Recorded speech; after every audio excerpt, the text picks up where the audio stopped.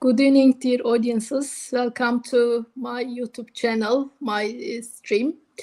Good evening, everybody, again. So today I'm so excited because distinguished, valuable, dear Marco Birini with us today. So that's why I think it's gonna be very nice and very enjoyable, very good information broadcasting, I guess so. So that's why, again, first of all, I would like to welcome Marco. Thank you for your acceptance to my invitation. Thank you, Arzu. Much appreciated. So first of all, as you know, it's farming, precision farming, sustainability is very flash, is very popular area recently, not only in Europe but all over the world. So that's why this information, your new book. That's why I congratulate for your new book again. So it's quite important to talk about your expertise area. So that's why I would like to discuss for this in the stream. If you like, let's start with your brief introduction. Everybody knows about you, but maybe some little people don't know about you. Let's start with your introduction, please. Please, Sure. your stage. Okay. Thank you, Arzu.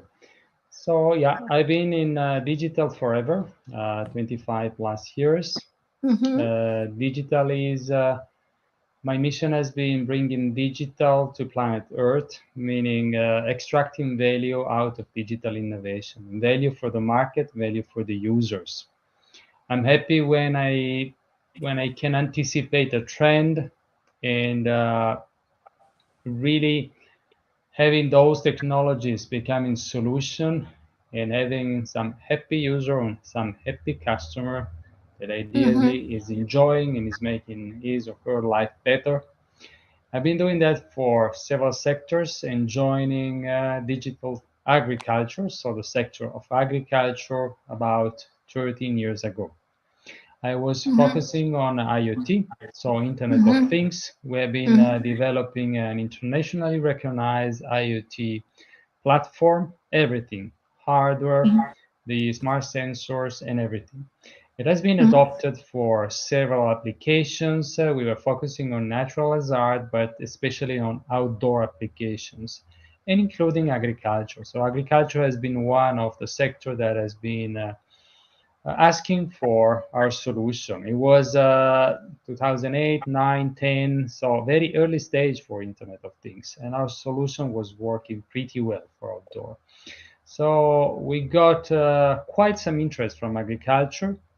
I don't come from agriculture. I hold a math degree and an MBA, and everything that is digital has been I've been learning by doing, and so I've been really learning to listen to the market.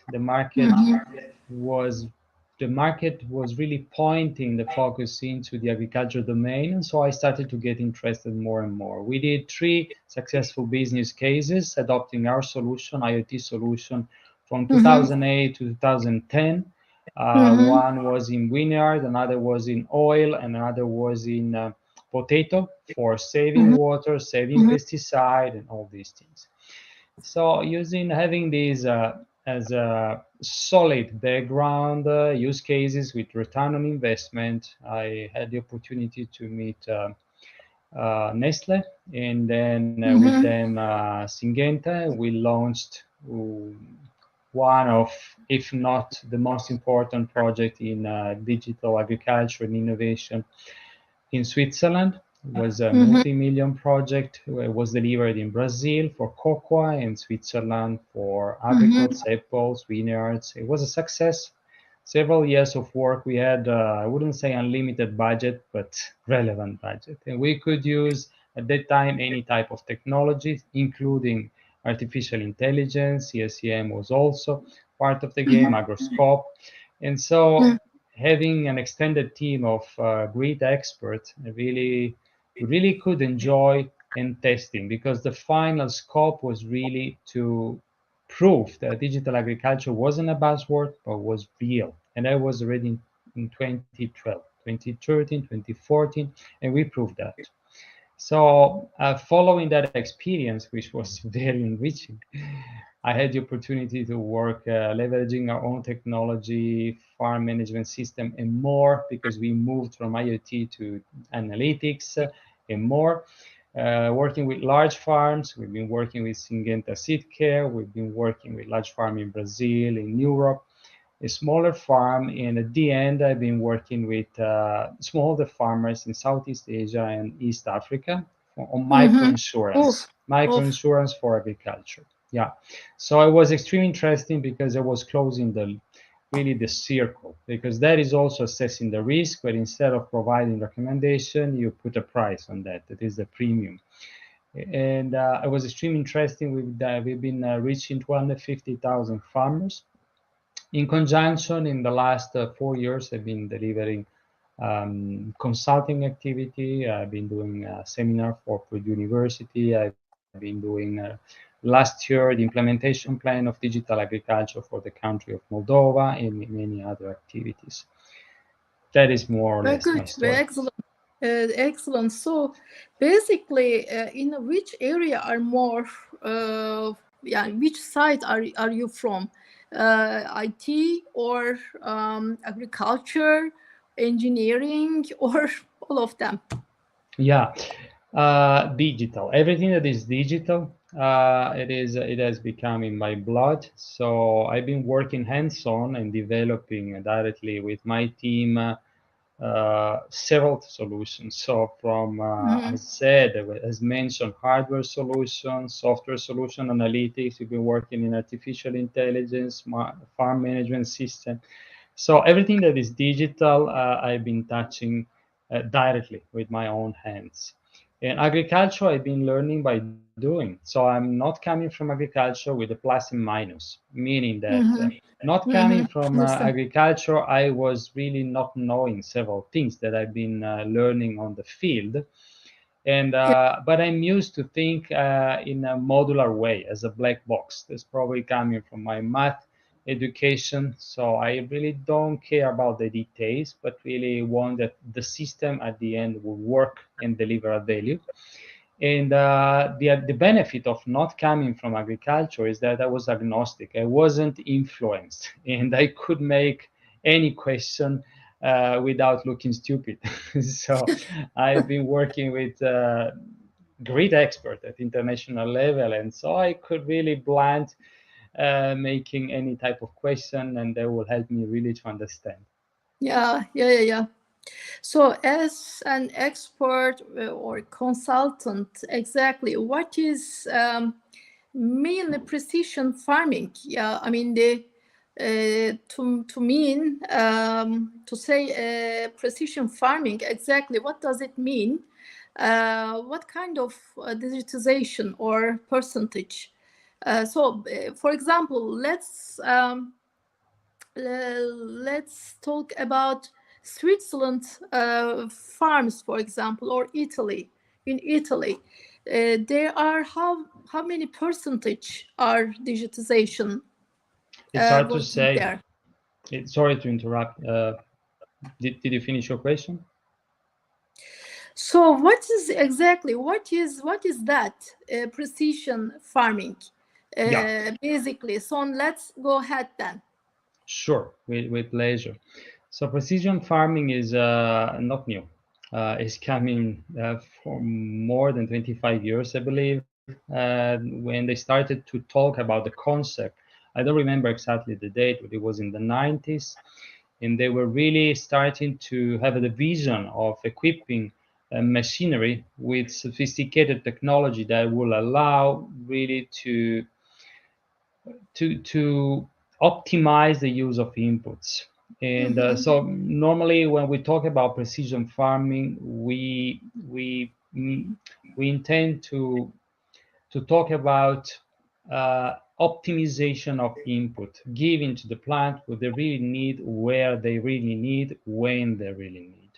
And so for that, you need to have a lot of machinery. The machinery are there; they can already deliver for many years this value. And digital comes on top or comes along and is relatively newer.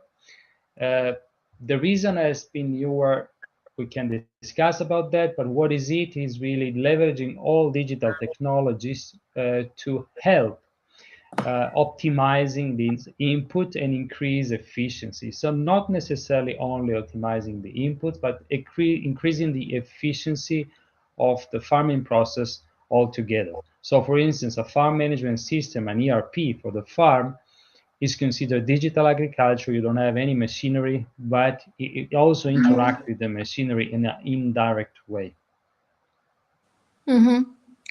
Okay, thank you. So I always wonder about percentage of digitization of any country all over the Europe. So maybe you are an expert and consultant in this area, digital agriculture.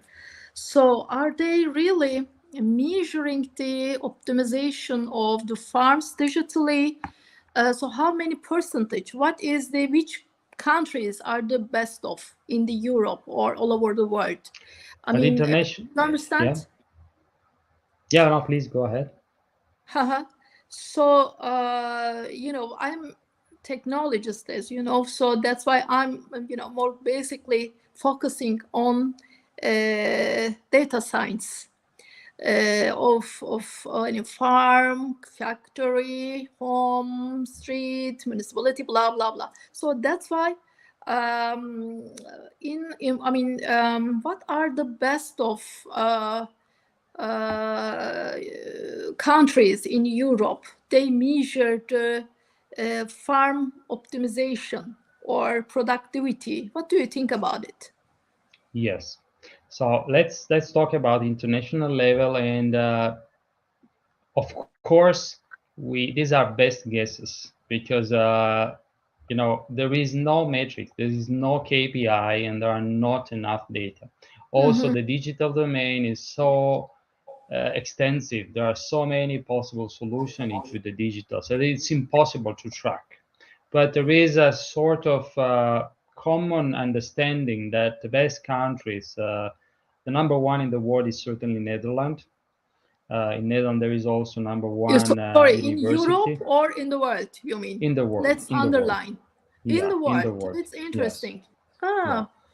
I'm not There is surprised. also, yeah, Yeah, please, go on. there is also Wageningen in Netherlands, which is considered the undisputed best university for agriculture.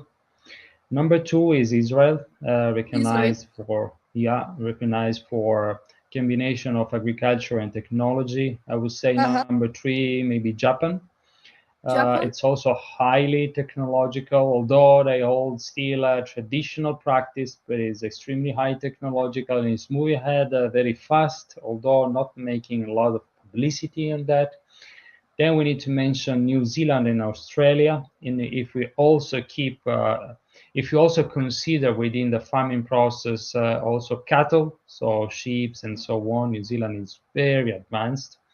Many other countries are in my list: Denmark, France, United States, China, United Kingdom, and among the developing countries, if we can say so, Brazil is extremely interesting. Brazil is really extremely strong in agriculture and is adopting digital agriculture at a good pace. Okay, thank you. It's very valuable, all of the information you shared with us. So next question, not only me, of course, but a lot of people maybe. Recently in Turkey, we are really interested in set up new closed area. We are interested to set up vertical farming in the closed areas. So Istanbul is a little bit far away from Antalya or Bodrum or blah blah blah. So that's why, and also Istanbul is a huge city, for example, and we have a lot of empty stores, areas, baseline. For example, we can produce something. I mean, some products, some crops, whatever. So then, in the world, in which countries usually are commonly used this kind of methodology and system? I mean, the vertical farming, is it common or not? It's an interesting question. It's a trend. I have my personal opinion on that. I also wrote a couple of articles following my analysis. And of course, we have the Emirates, such as Dubai. Singapore is also pretty strong into that. Have a quite interesting project in Switzerland. Also, there are interesting solutions, and of course, all over the world. The point is, there has been a hype on vertical farming. The hype is, I wouldn't say over, but it's in the descendant curve. And why? Because as any hype, there was over enthusiasm, and when we are facing the real limit of indoor farming, which is the cost of energy that has been increased, then we get a wake-up call. And it doesn't mean that indoor farming is not going to work, but indoor farming has a lot of benefit, a lot of advantage, but has some limit. And limit number one is that the sun is free. While the cost of energy, although you may use LED that are very efficient, you may use this strategy, these are not for free. And so you're combining two things that it's um, so in short, what I believe is that digital the vertical farming can leverage digital tool much better, can leverage robotics much better, have the advantage to limit the use of pesticide, because they can really create special environment where they can minimize spores, insects, pests, disease, anything. And so that those are really good benefit. In addition, the use of water can also be optimized. The point is, according to the analysis I've done, it's critical to spot in what is going to be the market niche, what is going to be because you're not going to grow wheat or corn in such farms. You're not going to grow Naturally. apples or cocoa, but you can grow a lot of other things. And what are the things that are more needed? In my personal opinion, but is a common opinion, leafy vegetables, anything that is very fast to really be spoiled, so it's perishable in a short time, makes sense to be grown in close to the users, close to the consumers. So what I see as a Yes. trend in the future is that the retail industry is going to adopt directly indoor farming. So we go now and we have this pack of salad or this pack of or strawberries or these Blackberry. the persil, Blackberry. basil, all these things, right? And what I see as is coming, and is coming, is already there in the United States. Walmart already had deals with vertical farms, also in Europe. So what I see is that there will probably be within the selling facilities. So in the shopping center will probably be a section in the coming future, 5 to 10 years, where the food is grown totally automatic. And as you have the machine that will deliver you, candies or a Coca-Cola, in my opinion, perhaps in 10 years, you will have delivered your salad that is going to be cut and delivered to you in 2 minutes. So it's going to be totally fresh. You will minimize the logistic. You don't need to have expertise because the growing process will be totally automatic and can be easily robotized. And there are already a lot of complete automatic solution for that.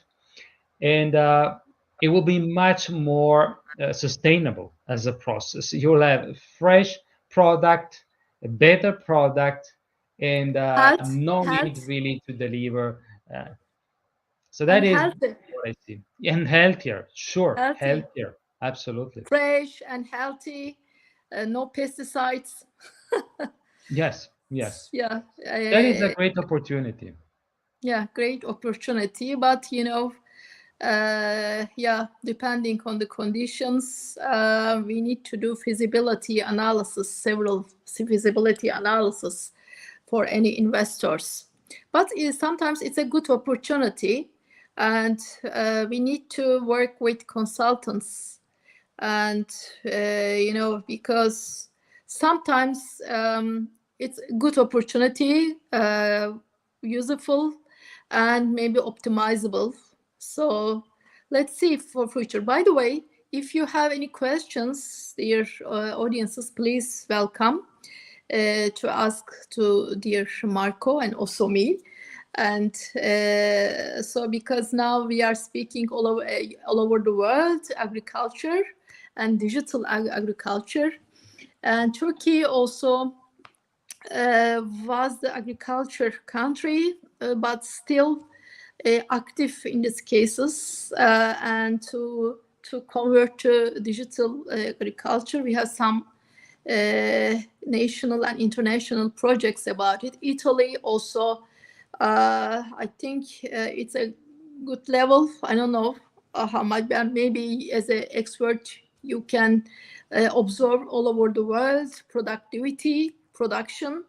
So it's nice. By the way, I don't want to forget about your to speak about your ebook. So congratulate again about your book. So would you like to mention from your ebook briefly? Sure, thank you. So that is my third ebook, and all of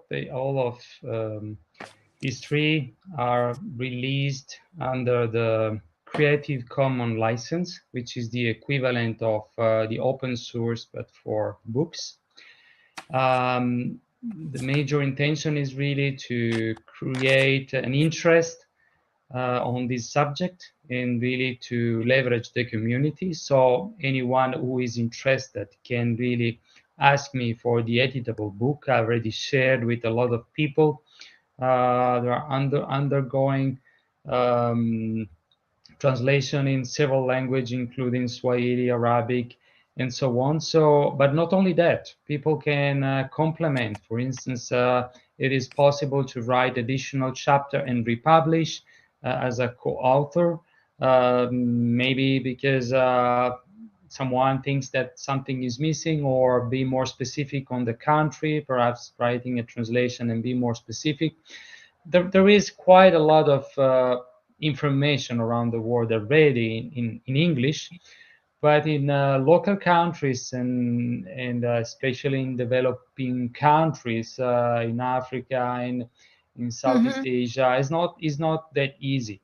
And most of the people will read local language, so that was also one of my intention, and also to keep trying to provide a global understanding about what is it while being updated. So it's very recent, and trying to speak really basic language. Try to avoid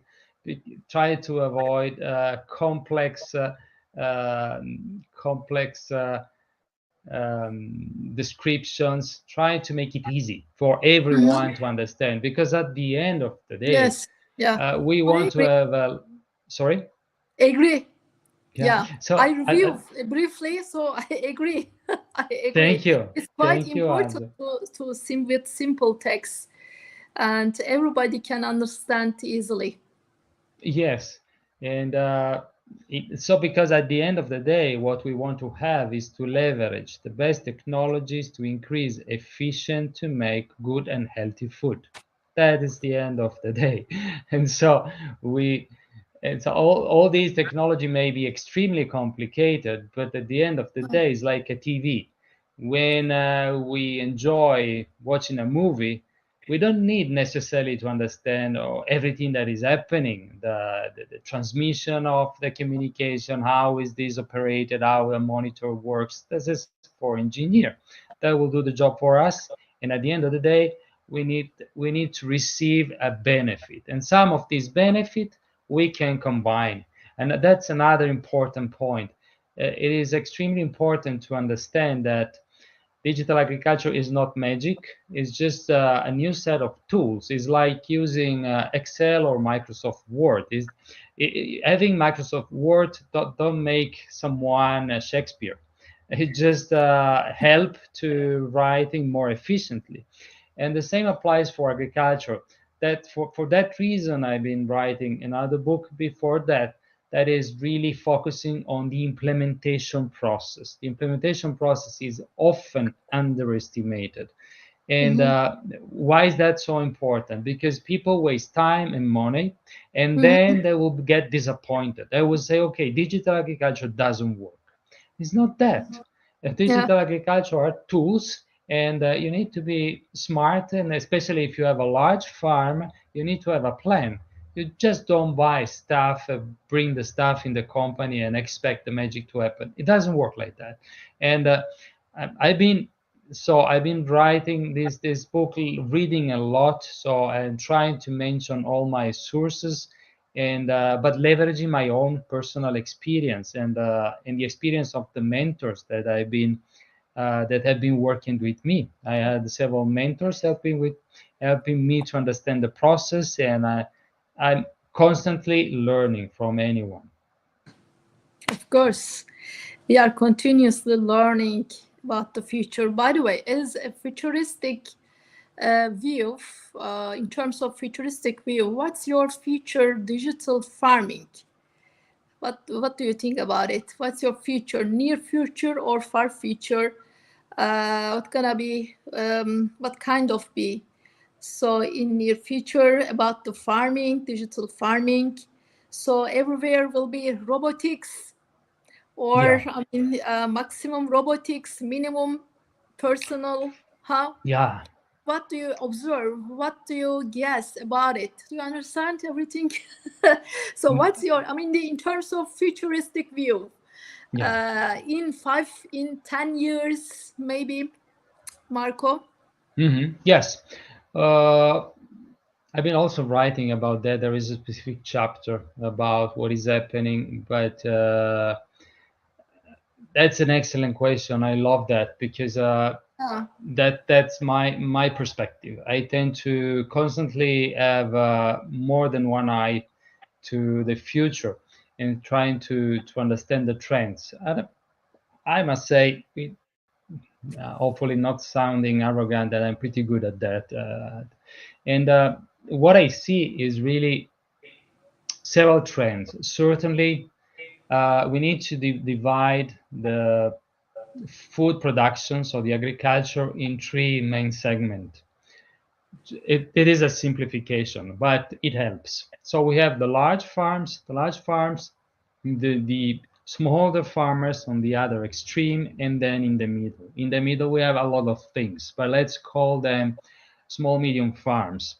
They are normally commercial, so they're producing for a living, and not always, but mainly, but don't have the size of a large farm. Large farms are currently divided in two categories. There are organizations that are still believing to be in the Middle Age and using the latifundistic approach and don't really want to change that. These will be dead in no more than 10 years. So bankrupt and someone will buy. The reason is that the increase in efficiency adopting the precision agriculture, robotics, and digital agriculture is so strong that that there is no way. Either you jump into that and adopt that in a smart way, or you're out. And I mean, I know it's a strong argument, but if you just have a look at the other sector that have already adopted digital agriculture for many years, the banking sector, financial sector, industry sector, logistics sector, tourism, any sector, had this increase in production, increase in efficiency. That is why shouldn't that happen in digital in agriculture? In addition to that, I had personal experience. For instance, in the corporate project that I've been mentioning, we've been able to achieve a 600% increase in production, saving 50% of the water, and that has been published, internationally published. So all data are there, and so we're going to have highly automatized large farms that will mainly focus on staple food, some Mm-hmm. also on fruit orchard, huge orchards. So we have for nuts orchard, also in Turkey there is a quite some nuts production, and then but mainly soya, maize, wheat, rice, these staple food, and those will be thousands of hectares big. Then you have the smallholder farmers, and just to have you a description of this solution, I recently published a cool video from China that they've been attempting to make a totally automatic farm. It's quite inspiring. So basically, you're gonna have a sort of balance Sorry, in which city? You mean Shanghai? Which city in China? I don't remember, but I believe it was in rural China. But Uh-huh. it is within my post. You can have a look. It's pretty impressive, but we Mm-hmm. don't know what Yes. is the limit of marketing in real. But it's Mm-hmm. pretty inspiring, because it is giving a good idea of what is happening. So you're gonna Yes, have a exactly. centrally managed machinery, a lot of people that are going to do maintenance of these machinery, engineers that will take care of the digital side, and most of it is going to be automatic. And there are a lot of benefit out of that. It's not going to be a perfect world, but it's going to be more efficient. Yes. Then small the farmers are 500,000,000. There are many, and they are Really? if you have all small farmers together, they will be the larger multinational company in the world for sure. But they are Sure. not all together, and Uh, so that's a problem. And so they have quite a limited purchasing power. So adopting technology for them is quite a challenge. I will say that they will split into two categories also: the one that will fail and go bankrupt, or they abandon their field, unfortunately, and the land will be taken over by, and especially by the large farms. So there will going to be a consolidation. In the others, they will be smart enough to adopt low-cost, entry-level technology solution. And what I see especially interesting for them is the supply chain technology, such as a blockchain and other technology that will make a transparent communication as to mm-hmm. the final retail, so they can shrink the value chain, and that will enable them to make more money, and that will enable them really to go organic, because organic is also a strong trend. But the problem of organic is that it is labor intensive. Mm-hmm. So I see organic having two big opportunity. It is either local, extremely local, so like some local farm, medium farm, local farm, indoor. We already been discussing about that. Mm-hmm. Or if you want to buy banana, ananas, cocoa, then you cannot grow that in Switzerland, and then you need to buy that. But then you want to buy also organic, and then if you have a transparent solution based on blockchain and other enabling technology, you can really know what is happening. And so you have Uh-huh. more trust. And the Uh, cost of certification will be lowered down. So there will be more value to be split with really the active actors, including the smallholder farmers. So I hope there is going to be a segment of smallholder farmers that are going to benefit out of that, and there will be less small and more farmers. And so they will have larger farm, but not large farm. And so they will enjoy life.